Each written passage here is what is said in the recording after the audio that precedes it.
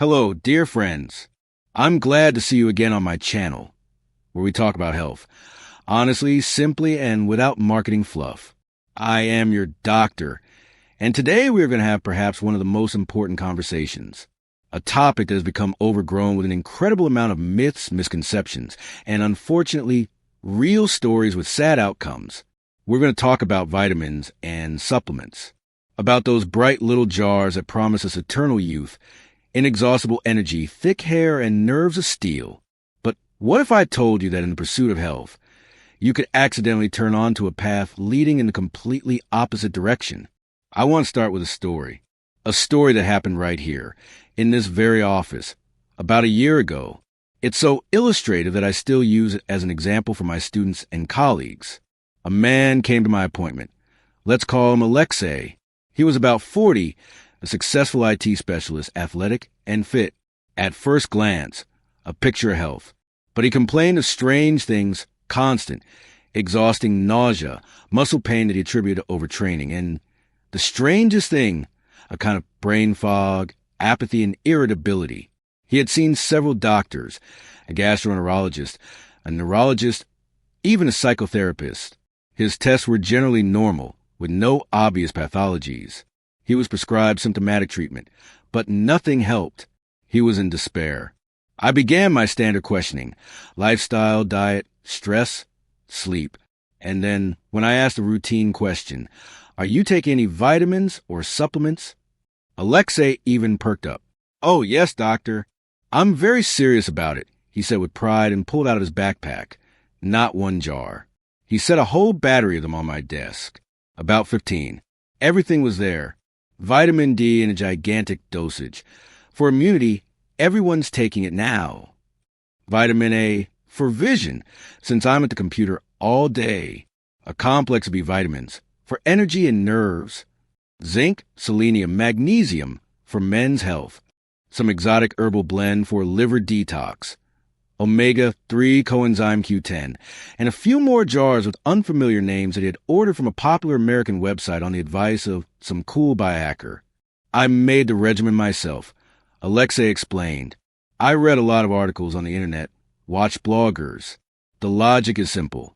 If vitamins are good, then more vitamins are even better. I want to be at peak productivity, you understand? Preventive medicine.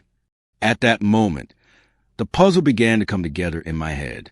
I looked at his yellowish palms, his dry, flaky skin, his tired eyes, and I realized that I was not looking at the consequence of mysterious illness, but at a victim of health enthusiasm.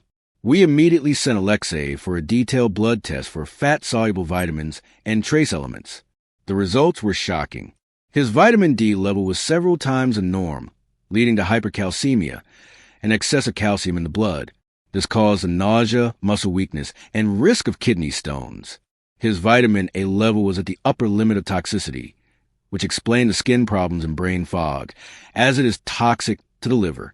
And the harmless herbal blend for detox, as it turned out, conflicted with magnesium, worsening its absorption and causing irritability.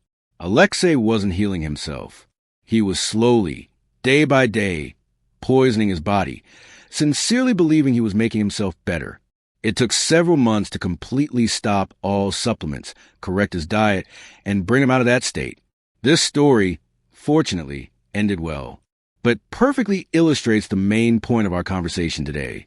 Vitamins and supplements are not candy. They are serious biologically active substances that can become poison if used incorrectly. So let's figure out how to turn them into your friends, not your enemies. Vitamins versus supplements. The big difference. So, the first thing to understand is the terminology. People often equate vitamins with supplements, but that's not entirely correct. What are vitamins? Imagine our body is a highly complex chemical plant. Millions of reactions take place in it every second. Energy is produced, new cells are built, nerve impulses are transmitted. Well, vitamins are the essential catalyst for these reactions. They are tiny keys that start vital processes. The key word here is essential. Our body either cannot synthesize them at all, like vitamin C, or produces them in insufficient quantities, like vitamin D.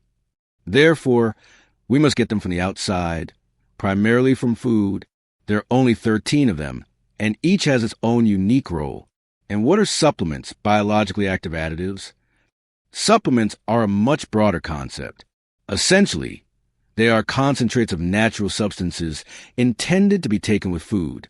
A supplement can include the same vitamins and minerals, amino acids, the building blocks of proteins, fatty acids, that same omega-3, probiotics, beneficial bacteria, plant extracts, echinacea, ginkgo biloba, milk thistle, bee products, fiber, and much more. The main difference between a supplement and a drug is this. A drug is intended to treat diseases. It undergoes rigorous clinical trials to prove its effectiveness and safety. It has a clearly defined dosage and a list of side effects.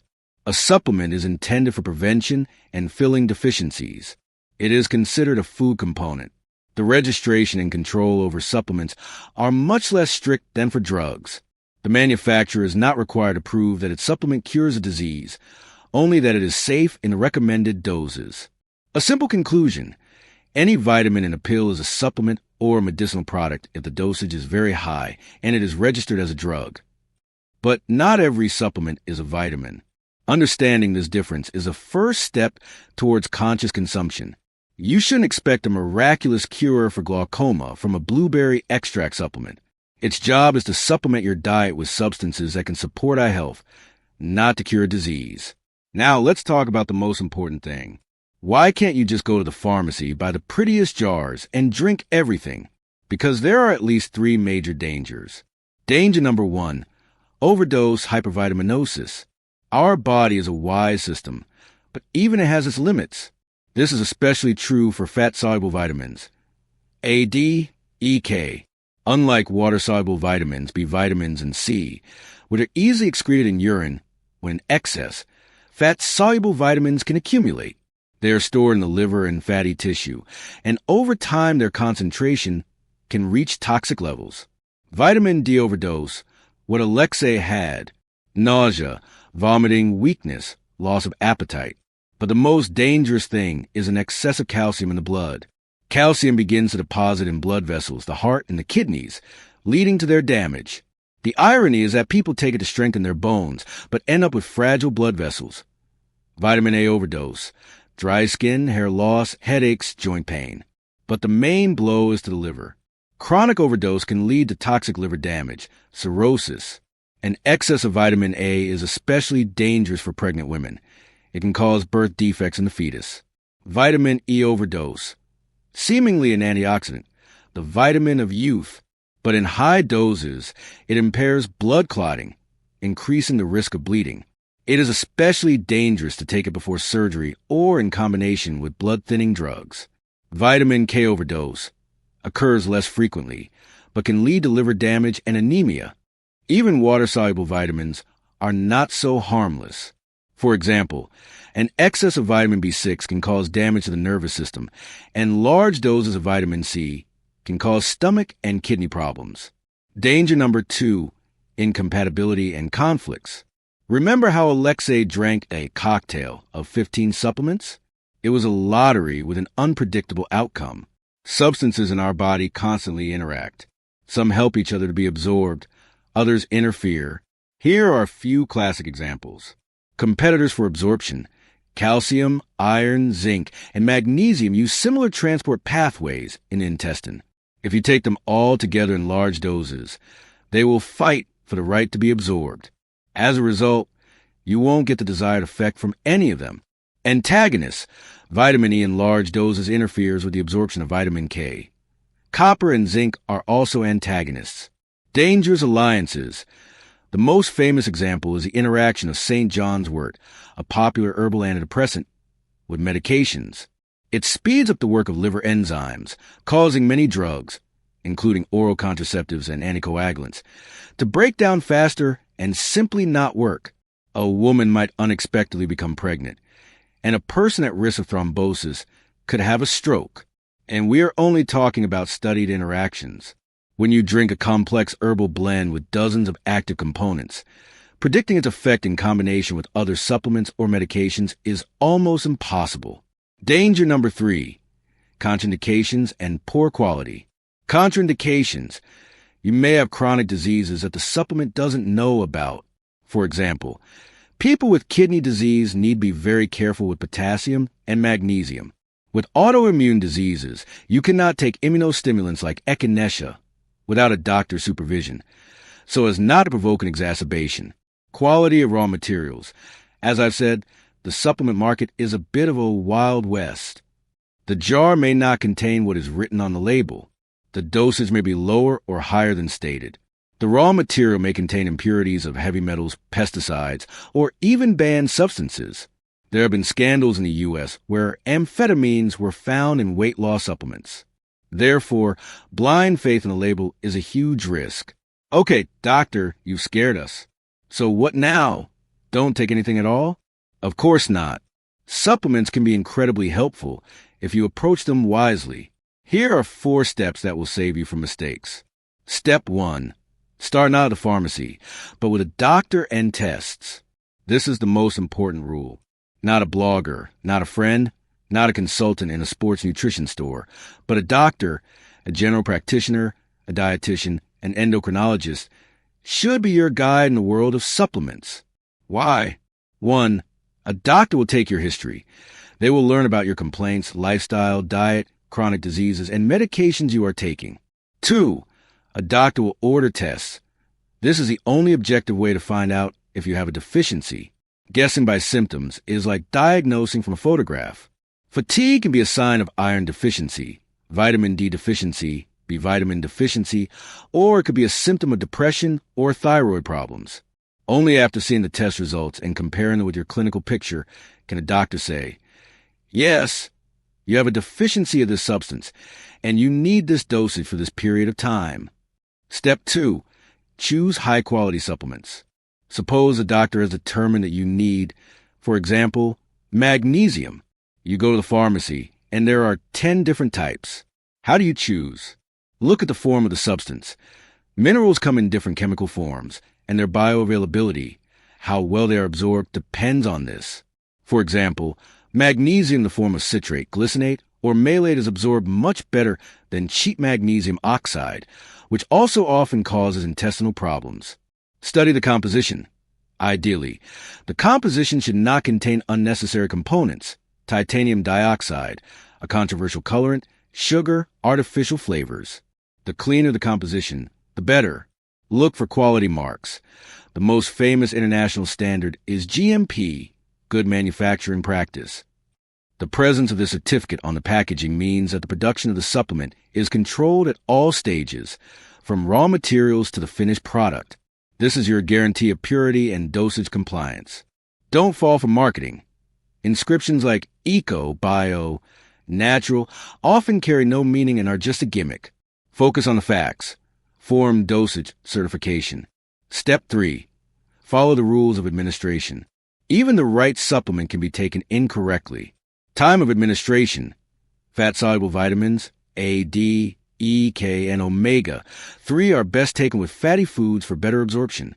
Iron, on the contrary, should be taken on an empty stomach with water and lemon. Vitamin C helps it to be absorbed, and away from dairy products and coffee. B vitamins are best taken in the morning as they provide energy. Magnesium in the evening, as it relaxes. Separate the competitors. If you have been prescribed both iron and calcium, space out their intake.